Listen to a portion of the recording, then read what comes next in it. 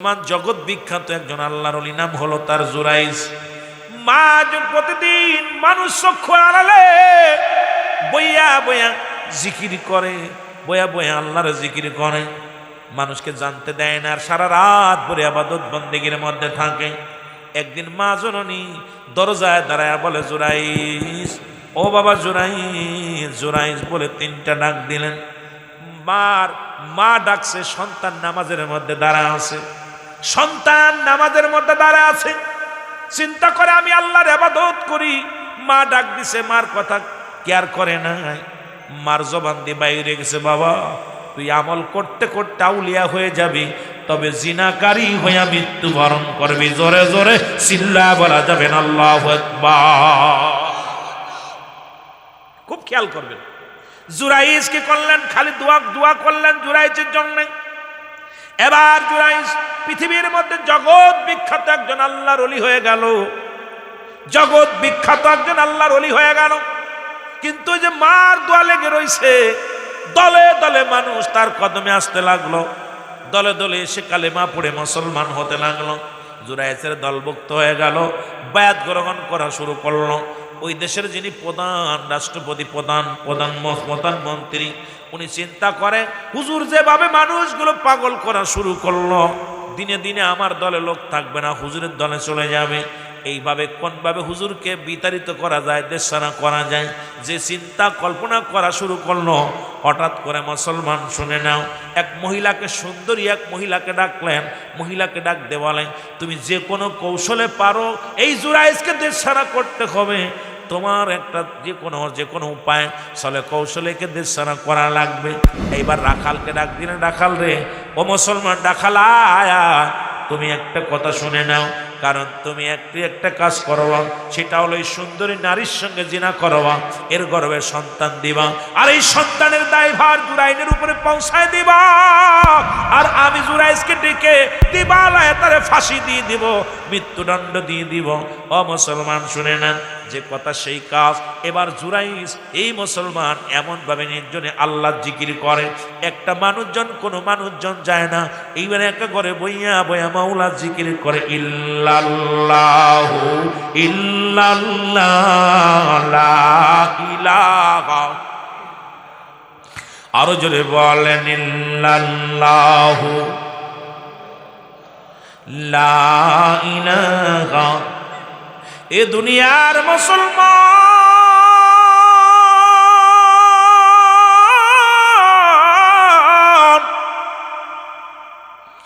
এইবার জুরাইজের বিরুদ্ধে নালিশ আইল গো।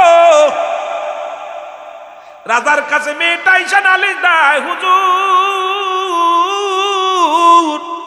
সর্বনাশ, আপনারা তো হুজুরের ভালো মানুষ মনে করেন, জুরাইজরে বড় আল্লাহর ওলি বানাইছেন। শুনে নেন, আমি এখন বিয়ের দাবিতে আছি, ওই জুরাইজ যদি আমাকে বিয়ে না করে, আমার আত্মহত্যা করা ছাড়া কোনো পথ নাই। রাজা কয়, কি হয়েছে? হাজার মানুষের সামনে, উজিরের সামনে বলে, হুজুর জুরাইজ আমার সঙ্গে অপকর্ম করছে, জিনা করছে, করি আমার পেটে বাচ্চা, এই বাচ্চার ছেড়ে নিবেন রে মুসলমান। জুরাইজ ডাক দে মুসলমান। এবার রাজা কয়, হুজুরের ধরে নিয়ে আসো। হুজুরকে গ্রেপ্তার করে আনা হলো, জুরাইজকে আনা হলো। জুরাইজকে ডাক দে বলে, জুরাইজ রে, তুমি কি মেয়েটাকে চেনো? কয়, হুজুর না, চিনি না। মেয়েটাকে ডাক দে বলে, মেয়েরে তুমি কি হুজুরে চেনো? বলে, চিনি। চিনি মানে এই সন্তান, এই যে আমার গর্ভে যে সন্তান, এই জন্মেশ্বর, এই জন্মদাতা, পিতা হলো আল্লাহর ওলি জুরাইজ।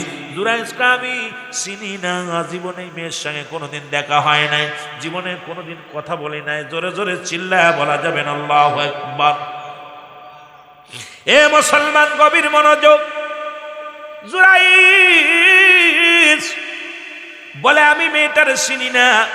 মেয়েটা বলে, ওই গর্ভে গর্ভে যে সন্তান দিছে, এই সন্তানের মালিক হলো উনি। আমার যুবক বাবারা, দিলের কান্ডা লাগা, শোনো, দুজনের মধ্যে কোনো মেয়ে যদি আমার ফাঁসায় দেয়, হুজুর এই কামটা করে, সবাই তো বিশ্বাস করবেন হুজুর পারে কাম করছে, এই কামটা হুজুর নিশ্চিত করছে। জোরে বলেন ঠিক কি না? কোনো মেয়ে যদি আমার বিরোধিতা করে, আপনার বিরোধিতা করে, সবাই তো মেয়ের পক্ষ নিবে না। মুসলমান উপস্থিত রাজ দরবারে যত সবাই ছিল, সবাই মেয়ের পক্ষ নিছে। জুরাইজকে আমি চিনি না। মেয়েটা কয়েক সন্তানের গর্ভধারিণীর যে সন্তান, এই সন্তানের বাবা হলো আল্লাহর ওলি জুরাইজ। রাজা ডাকতে বলে, জুরাইজ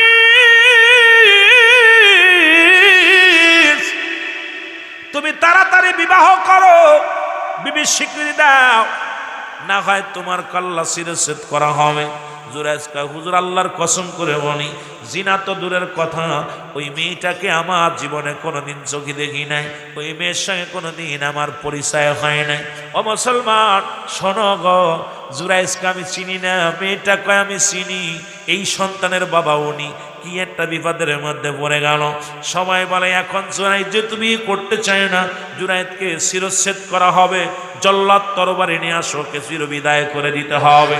এবার রব্বুল আলামিন ইলহাম দিয়ে বলে, জুরাইদ, ও জুরাইদ তোমার মায়ের দোয়া কবুল হয়ে গেছে, সুতরাং আজকে তুমি জিনাকারিনী হয়ে গেছো গো।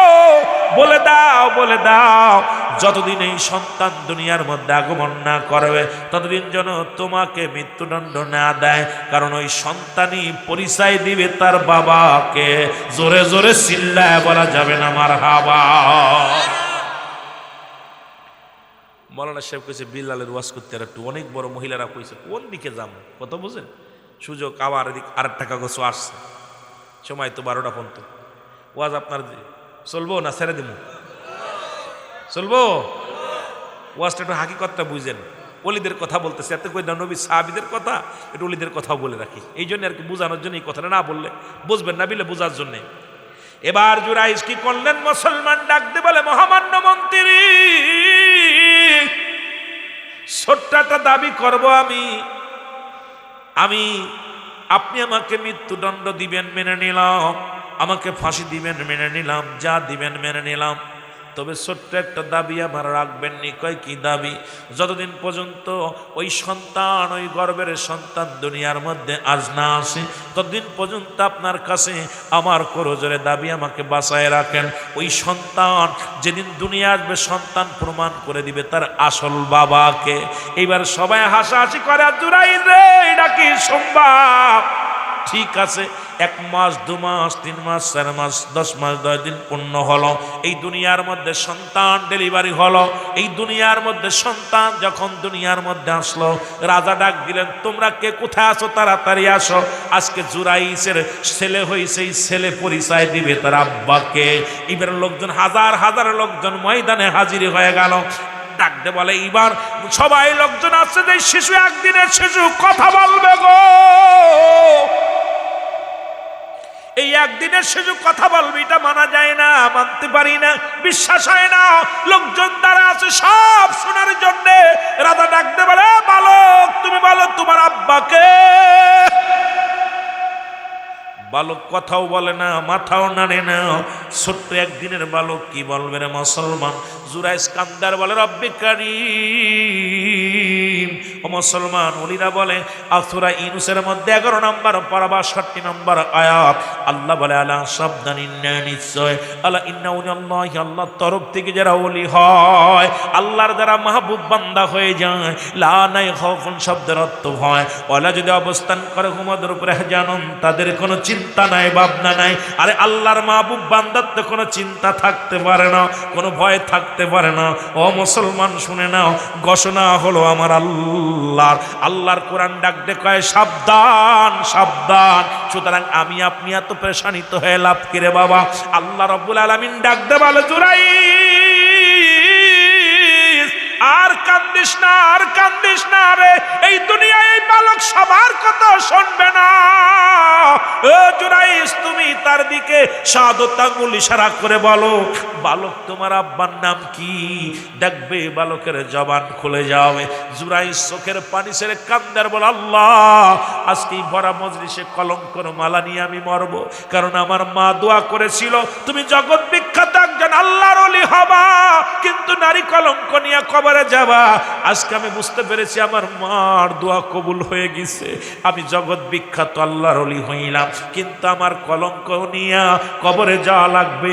চোখের পানি ছেড়ে ছেড়ে কাঁদতে লাগলেন আল্লাহর ওলি জুরাইজ। ও মুসলমান, এইবার জুরাইজ আঙ্গুল শাহাদত আঙ্গুল টান দিয়া ডাকতে বলে, বালক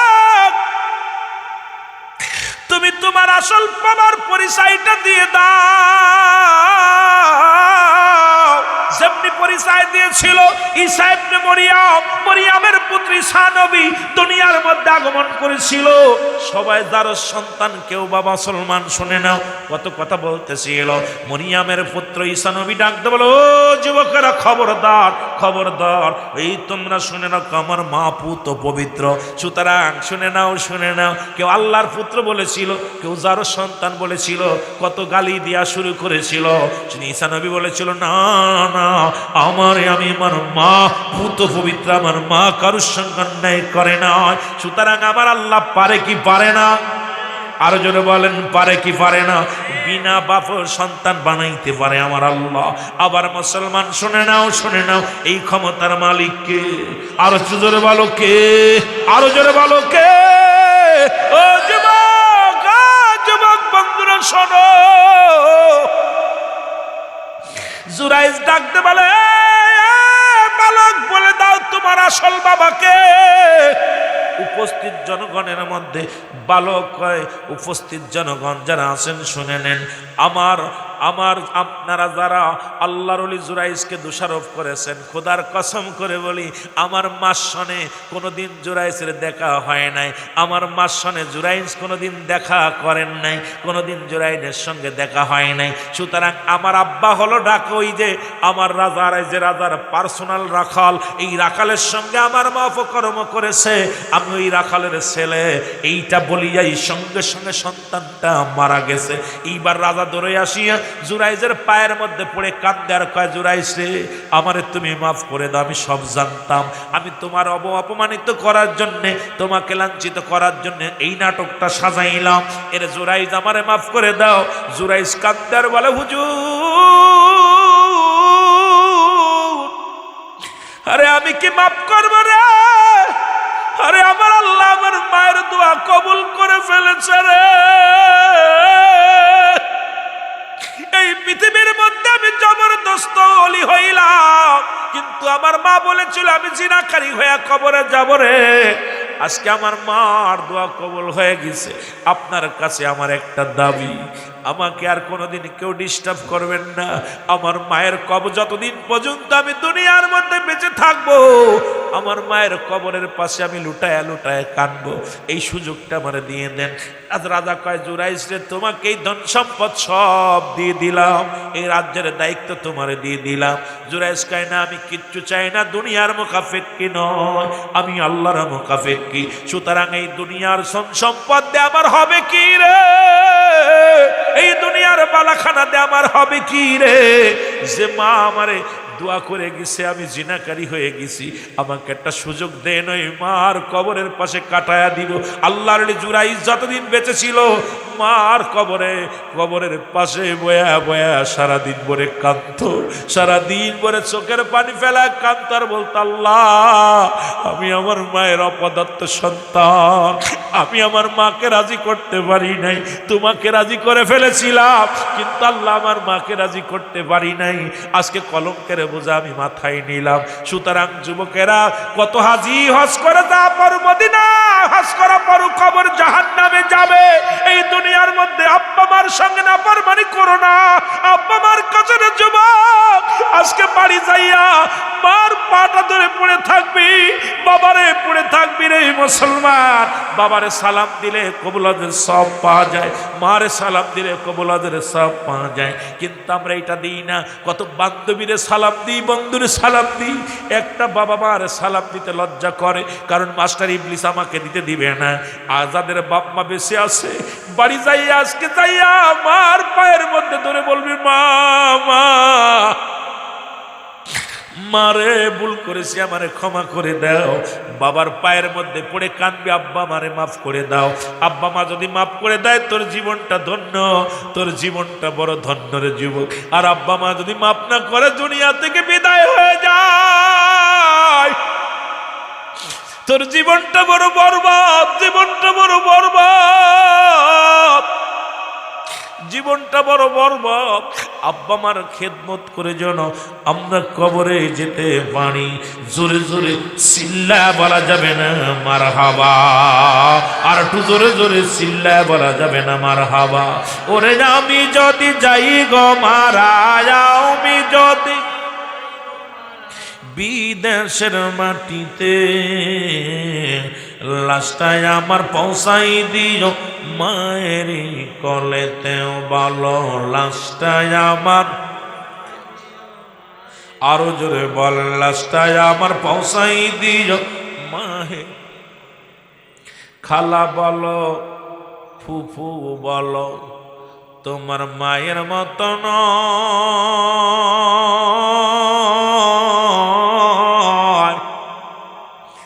যতদিন মা থাকবে ধরায় কাঁদবে সন্তানের আশায় রে, সন্তানের আশায়। ও ভাই খালা বলো, ফুফু বলো, তোমার মায়ের মতো নয়। যতদিন মা থাকবে ধরায় কাঁদবে সন্তানের আশায় রে, সন্তানের আশায়। মায়ে হস্ত তুলে করবে দুয়া, মায়ে হস্ত তুলে করবে দুয়া, নাজাত দাও মোর সন্তান রে, লাশটায় আমার পৌঁছাই দিও মায়েরই কলেতে বলো, লাশটায় আমার। ওরে আমি যদি যাই গো মারা, আমি যদি বিদেশের মাটিতে, লাশটায় আমার পৌঁছাই দিও মায়েরই কলেতে, ওরে লাশটায় আমার। কত মানুষ দেখছো ভাবে দরদি কোন,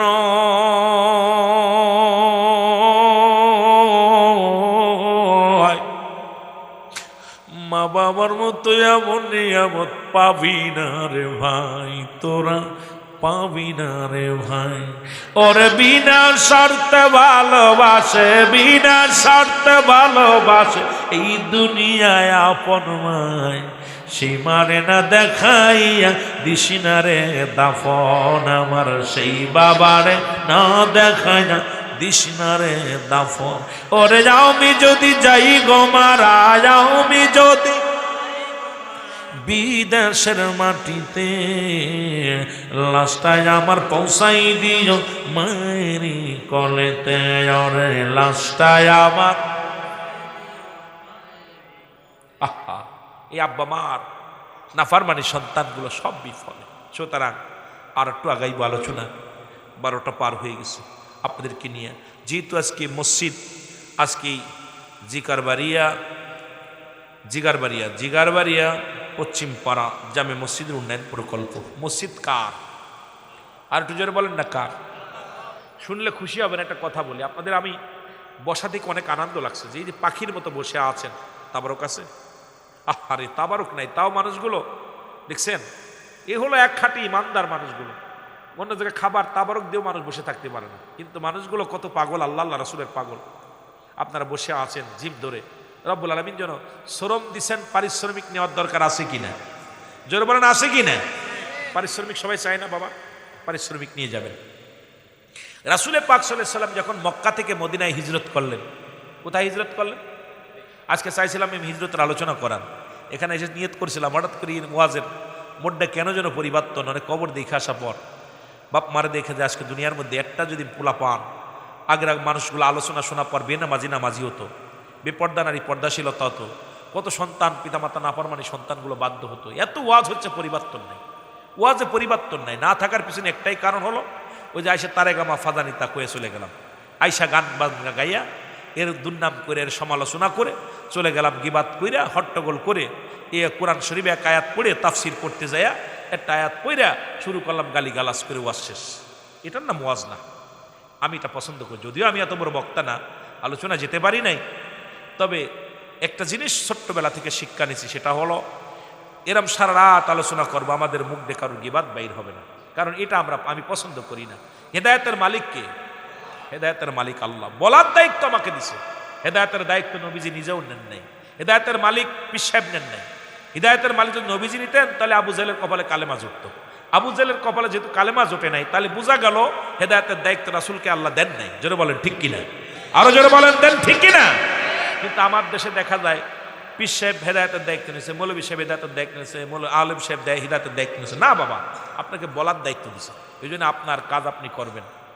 আপনার কাজ আপনার দায়িত্ব বলার, এটা মানা না মানা আপনার ব্যক্তি গুণ। আল্লাহ পাকের, আল্লাহ পাক ভালো জানে হিদায়েত যারে করবো সে হিদায়েত দান করব। তবে সমাজের মধ্যে ওয়াজ নসিহত আগের যুগে মানুষ মসজিদ ছিল কাঁচা, ইমান ছিল পাকা। এখন মসজিদ হয়েছে পাকা, ইমান একেবারেই ফাঁকা। জোরে বলেন ঠিক কিনা, সব শেষ। তা রাসূল পাক সাল্লাল্লাহু আলাইহি সাল্লাম মক্কা থেকে যখন মদিনায় হিজরত করলেন, নবীজি বলেন আমি একটা মসজিদ বানাবো। কি বানাবো? জোরে বলেন না। মসজিদ হবে, মসজিদ না, মসজিদ কি বানাবে? মসজিদ, ঘর বানাবে। আমার আল্লাহর ঘর। কার ঘর? আরো জোরে বলেন না, কার ঘর? আর এই পাশে হলো রাসূলের ঘর, মাদ্রাসা হলো রাসূলের ঘর, আর মসজিদ হলো আল্লাহর ঘর। এইটা কার ঘর? রিয়াজুল জান্নাহ, বেহেশতের বাগান। এটা কার? এটা কার? আল্লাহ। এটাও কার? আল্লাহর। আমরা কার? এ জমিন কার? এটা জোরে বলেন না। নেওয়ার মালিক, দেওয়ার মালিক, সবকিছুর মালিক কে? আল্লাহ। রাসূল যে সময় বললেন আমি একটা মসজিদ বানাবো, রাসূলের এক সাহাবী নাম হলো আইয়ুব আনসারী। নাম কি? জোরে বলেন, নাম কি? আইয়ুব আনসারী। যে বাড়িতে নবী আশ্রয় নিলেন যায়, আনসারী শব্দের অর্থ সাহায্যকারী। আইয়ুব হলো নাম, সাহাবীর নাম ছিল হযরত আইয়ুব। সাহায্যকারী হলো আনসারী। জোরে বলেন সুবহানাল্লাহ। আনসার শব্দের অর্থ সাহায্যকারী। জোরে বলেন না মারহাবা। সাহায্যকারী। নবীজি বলেন আমি একটা মসজিদ বানাবো, আর আইয়ুব আনসারী বলি ইয়া রাসূলুল্লাহ আমার বাড়িটা দান করে দিলাম। সুবহানাল্লাহ বলেন না। এর আস্তে কইতেন না জোরে কইতেন? বাড়িতে ভাবিরে শোনাইবেন, এমন কই লাভ নাই। বাড়ি যে কইবেন হুজুরি কইছিল সুবহানাল্লাহ কইতে, ওই সময় কই নাই, এখন কইতেছি। কথা বুঝেননি? কি কইবেন? জোরে বলেন না। নবীজি বলেন মসজিদ বানাইবো, আর আইয়ুব আনসারী বলে হুজুর আমার বাড়িটা দান করে দিলাম। নবীজি বলেন আইয়ুব তুমি থাকবা কোথায়? আনসারী তুমি থাকবা কোথায়? তোমার তো এক টুকরা জমি, এই টুকরা জমি যদি দিয়া দাও কোথায় থাকবা? আনসারী বলে ইয়া রাসূলুল্লাহ এই জমিন যার আমিও তার, আমার আসল বাড়িটা হলো কবর। এই জোরে কর না, আসল বাড়ি কোথায়? জ্ঞানী মানুষ দেখেন হুজুর আমার আসল বাড়িটা কবর, এটা আমার সানি বাড়ি। এই বাড়িটা আল্লাহর ঘর হবে, এখানে মানুষ সেজদা দিবে।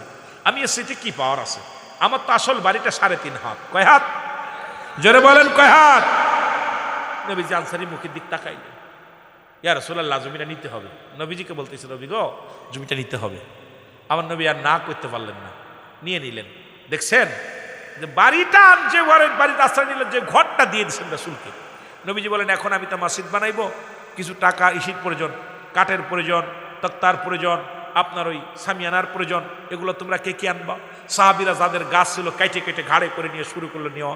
কেউ ইট নিতে আপনার ওই বড় বড় আপনার কি পাথরগুলো কেটে কেটে নিয়ে যাচ্ছে, কেউ খাজুরের ডালগুলো নিয়ে যাচ্ছে। সবাই প্রতিযোগিতা শুরু হয়ে গেল। রাসূল পাক সাল্লাল্লাহু আলাইহি সাল্লাম যে চাইছে মসজিদ বানাবে, নবীর মসজিদ বানাবে, কেউ জায়গা দিছে, কেউ ওই সব সামিয়ানা যা লাগবে সব নিয়ে গেছে। সুবহানাল্লাহ বলেন না। কিছু মানুষ বললেন হারেস। হারেস শব্দের অর্থ হলো লুবি। আব্দুল্লাহর বেটা মুহাম্মদ প্রচন্ড লুবি। আই দেখেন জমি একখান দখল করে নিছে, মানুষের গাছগাছালি কাইটা নিয়া। এই উঠাউটি করলে কেন আব্বা? উঠাউটি করছো? এত সুন্দর তোমাদের প্রশংসা করলাম, আর 3টা উঠে চলে গেলাম। আব্বারে আজরাইল যে কোনো মুহূর্তে চলে আসতে পারে, বইয়া থাকবেন দান দইরা, বইয়া থাকেন। আমার বাবারা এখানে রহমত নেওয়ার জন্য বইয়া থাকবেন। কত রাত চলে গেল, কি পাইলাম? তা আমার বাবারা গভীর ওই মা বাবার একটা কথা বলছে, এইটাই যদি শেষ পর্যন্ত 2-4 খুলে কইতে পারলে আলহামদুলিল্লাহ। কারণ আজ ওয়াজ করতে গান গাইতে আসি নাই তো ভালো। বেশি বিশেষ করে বড় কষ্ট হলো এইখানে, কষ্ট হলো এইখানে যে মা বাবার জন্যে আমাদের চোখের পানি পড়ে না। আমার নবীজি বললেন মা, নবী ডাকতে বলে মা, মা গো,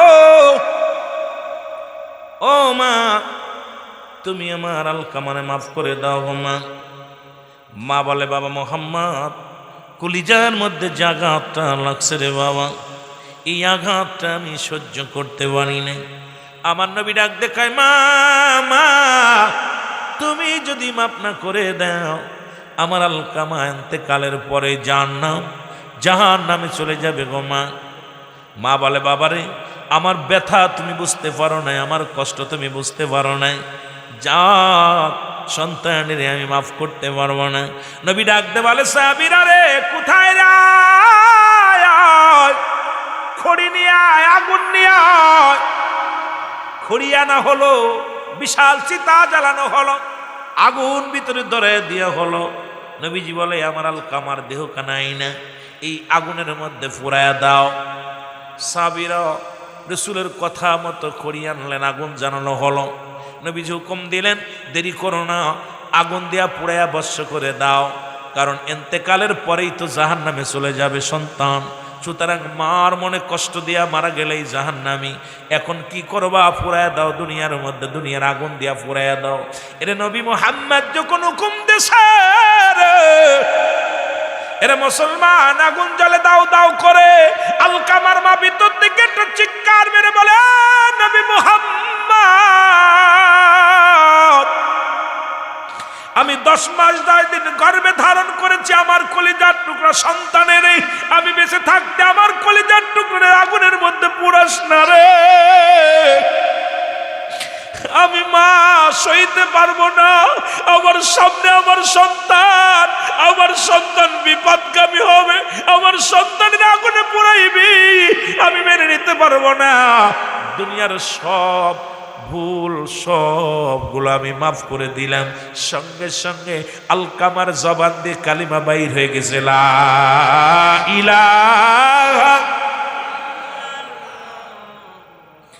মুহাম্মাদুর রাসূলুল্লাহ, আশহাদু আল্লা ইলাহা ইল্লাল্লাহু ওয়াহদাহু লা শারীকা লাহু, আশহাদু আন্না মুহাম্মাদান আবদুহু ওয়া রাসূলুহু।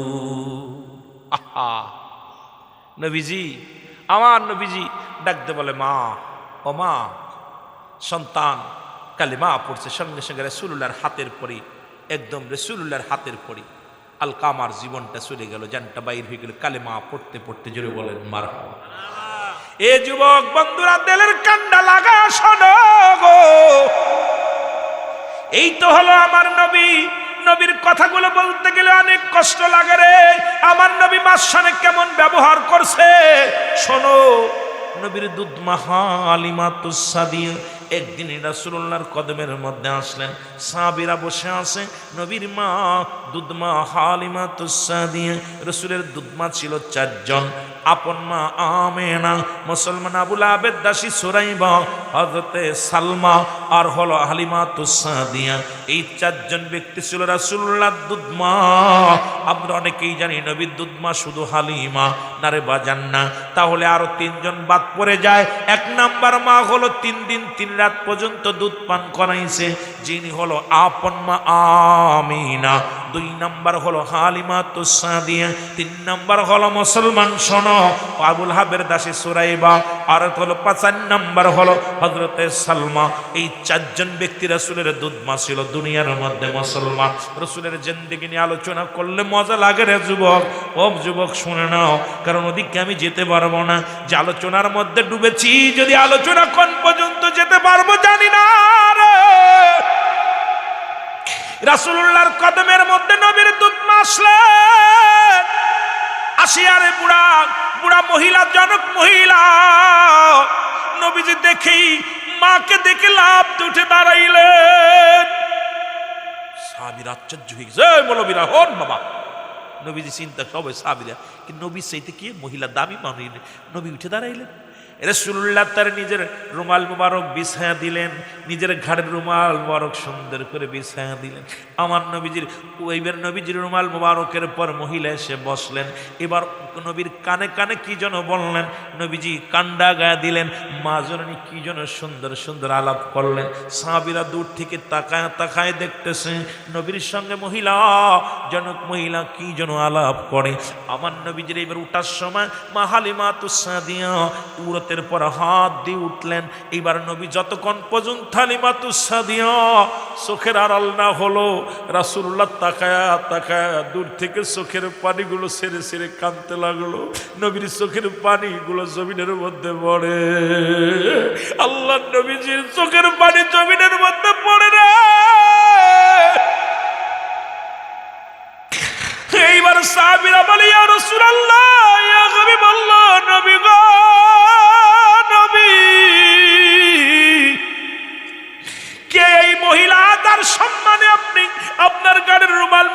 নবী সায়া দিলেন, আপনার কানে কানে কথা বললো, আবার তার ইজ্জতে আপনি দাঁড়ায় রইলেন। এ যুবক বাবারা, তার ইজ্জতে আপনি দাঁড়ায় রইলেন। আমার নবী কাদের বলে, সাবির রে, ওরে আমার গায়ের যদি চামড়া কেটে জুতা বানায় দিতে পারতাম রে।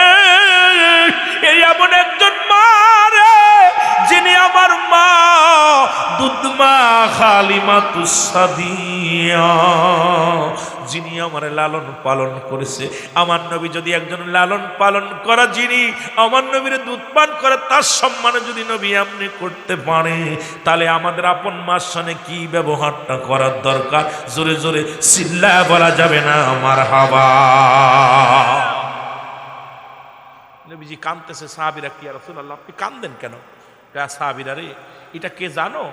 ইনি আমার দুধ মা হালিমা তুসাদিয়া, আমার দুধ পান করাইছে, আমার লালন পালন করছে, সেই মা, সেই মার সম্মানে নবী দাঁড়ায় গেছে। আপনারা তো শুনছেন, ছোট্টবেলায় তো শুনছেন দেলোয়ার হোসেন সাইদির একটা ওয়াজে, আল্লাহ নবী বলতেছে, আবু হুরায়রা কাঁদতেছে। নবী বলছে, আবু হুরায়রা কান্দো কেন? কয় আবু হুরায়রা কান্দো কেন? ওয়াজটা শুনছেন, অনেকেই শুনছেন, কান্দো কেন? কয় হুজুর, মা আমাকে মারছে। কে মারছে? কথা বলেন না, কে মারছে?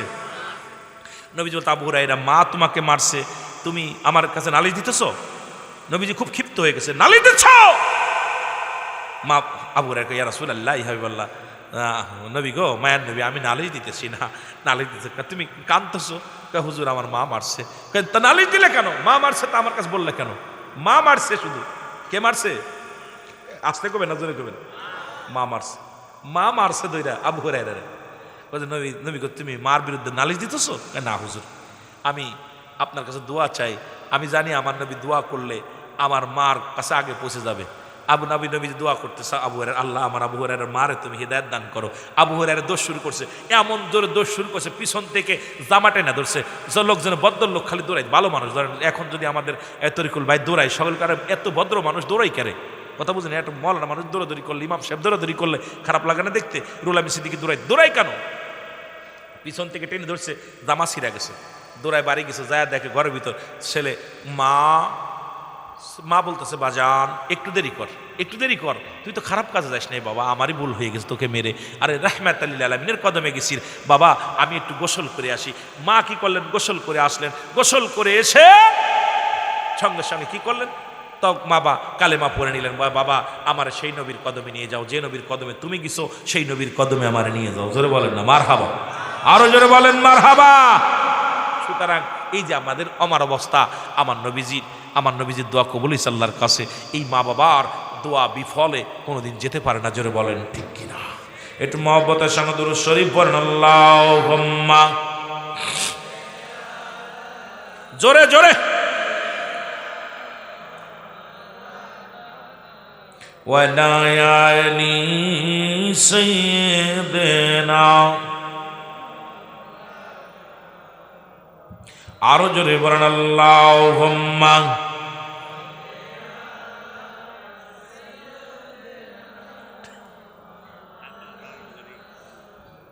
ওয়ালা আলি সাইয়্যিদিনা।